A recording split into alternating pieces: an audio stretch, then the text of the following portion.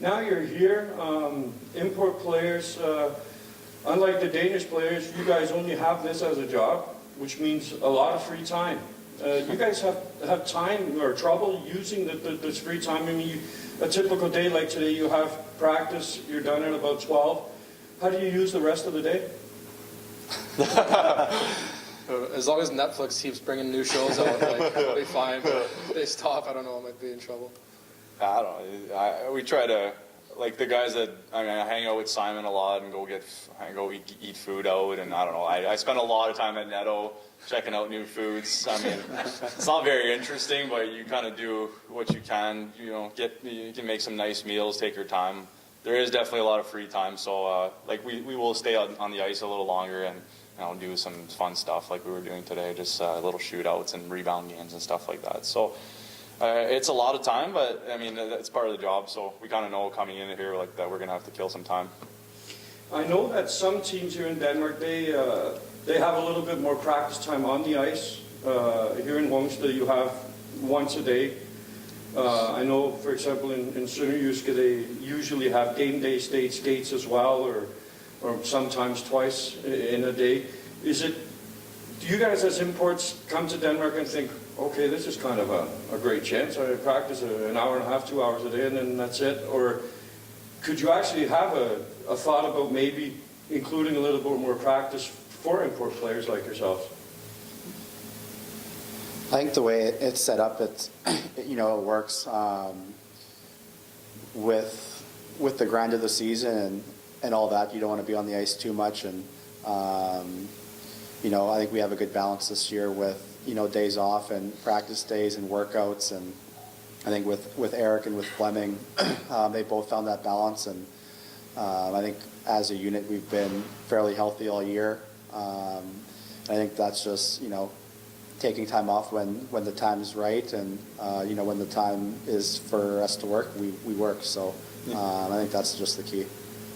This year's been kind of an exception because Hvidovre dropped out of the league all of a sudden, cost you guys some points and such. But there's come a few more breaks throughout the season. Has that been kind of a handicap, or has it kind of actually been a blessing in disguise? I mean, it can be kind of both. Obviously, going into Final Four, I think it was actually a blessing because we had Matthias out and we had Marcus out, and they were able to heal up and get a full week of practice in before going. So, I mean, those are top players that maybe if we had extra games, they could have not came back or tried to come back and got not been ready in those games and gotten hurt even more. So, I mean, it can go both ways. At the same time, there's one weekend where we had some time, and I think we came out kind of flat in the next game, and that's where it can go downwards that way too. But it depends. It depends how you get ready for it, and I think we've been pretty good at handling all that kind of stuff. And now you've got a break again because there's national team. You play 4 games, 5 games I think you got left, and then you have a break again before the playoffs start. Would you prefer going into the playoffs with those 5 games? You're playing 5 games within 9 or 10 days, I think, and then you've got a break again for 10 or 12 days.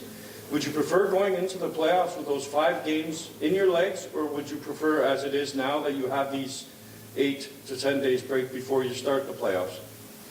I mean, there's positives to both. Again, just the whole Hvidovre thing. So, we're gonna be able to get fresh. We're gonna be able to heal if there's injuries, and it's just important as athletes we take it upon ourselves to do the extra work and make sure we're in shape. And for playoffs, I don't think it really matters if you're fly. Everyone's gonna be going 110%, so there's no worries there. One of the things I'd like to touch about, which you hear up here a lot, especially game days and stuff, is this aura that is around the team, the leadership in the room, stuff like this. Because you hear it often when you do an interview or something. The players say, well, we got a good leadership group and stuff. But this year it kind of seems like there's something special down in that locker room. Can you kind of put some words on what it is that's down there this year that's really worked for you guys? I think just the group of guys that we have down there. I think just from training camp, we kind of had the coaches give us the locker room to ourselves, and I think we all have one goal in mind, and we're all working towards that. And I think we don't have any, one guy that thinks they're bigger than the team. So, I think the way it works down there is, we hold each other accountable, and we show up to work every day, and it's worked for us this year. One of the things that I'm really excited about with the team this year is the amount of energy you bring to the game, but not just every other game, or you bring this energy every single game. Is that something that you guys talk a lot about before a game, or is it just a natural for this team that you bring this energy out on the ice every game? I think, like you said, like with our leadership group, they hold us accountable. I think every guy on our team holds each other accountable. So going into every game, we'll have a little talk before, and we want to take every game, regardless of who we're playing, as serious as it can. So I think we try to bring the best out of everyone, no matter what. So regardless if we're playing, a big rivalry or our Aalborg, like a top team, we want to give it our all, and that's what we've been trying to be doing all year. And I think it's been working out for us pretty well right now. And when you were growing up, who were some of your the people you looked up to, players you looked up to? I grew up in small town Saskatchewan, so I had a midget AAA team and a junior hockey team there, and I had season tickets. We'd always go with my little brother and my dad, and those were kind of my heroes. And growing up, I was a big Vancouver Canucks fan, so if, talking NHL team, that was my team, and Pavel Bure and Marcus Naslund, and those guys were kind of the guys I looked up to. So a Canadian with European, that's a good touch. What about you?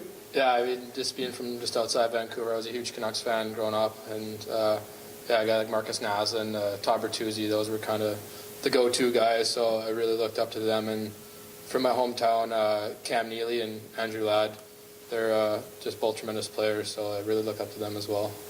I'm almost afraid to ask Charlie, because I know there's a little bit of Montreal thing in it. So, but take it away, Charlie.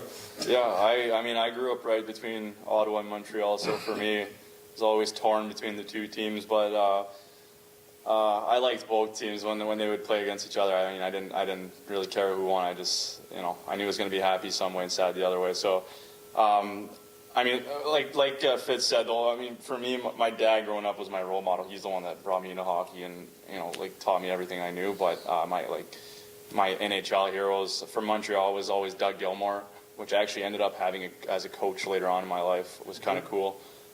In Kingston in the OHL, and then when I was on the Sens bandwagon, it'd be Mike Fisher, because I just thought he was like an honest working guy, and you could tell he loved the game. Yeah. If we talk a little bit about on the ice, you guys experienced a lot of things. I remember at the school they asked you if you've ever had a game where somebody did really nasty things to you, and you said, yeah, just about every game. Cheap shots. If we talk about those, what are some of the worst cheap shots you guys have experienced? Back in when I think I was 16, we had a playoff series, and it was the best of 5, and we won Game 5, and it was, can't remember the score, but we won by 1 goal. So we had our best players trying to protect the lead. And after the game ended, the other team, the coach sent their players onto the bench. We had a bench clearing brawl, and then back then those games aren't on video, so they just kind of picked the best 5 players or who they thought were on the ice, and those guys got suspended for the remainder of the playoffs. So I was one of those guys that got suspended, and that was my end of my midget career. So that was pretty cheap on their part, I think. That sucks. I mean, I can't think of one instance, but I've been cross-checked in the face or from behind a few times. So I mean, East Coast League. Yeah, there's East Coast League. There's plenty of cheap shots every game. So I don't know. It's hard to pick one. Zimmer shots. Yeah. There's one guy in Colorado, Zimmerman. He's probably. I mean, I'm gonna put him on the spot. I hope he sees this interview. This guy body slams you, picks you up, he'll pin you in the corner and pick you up by your neck and take your feet out and literally slam you, and the refs never call it because it's the East Coast, and okay. I mean it's just a free for all out there. Yeah. But what if we try to climb in the frame of mind, when something like that happens, isn't the first instance just to grab a stick and whack them one, or is it really, no, I can't do that because it's going to cost my team 2 minutes? I mean, that's something you got to think about. I mean, some people don't have that where they can control. You know, some people just give the whack and take the 2 minutes. But I mean, if you do have that self control where you can, you know, not give the whack and maybe he gets a penalty, then your team's on the power play. So it's up to you and how much you're going to lose it on that. Yeah.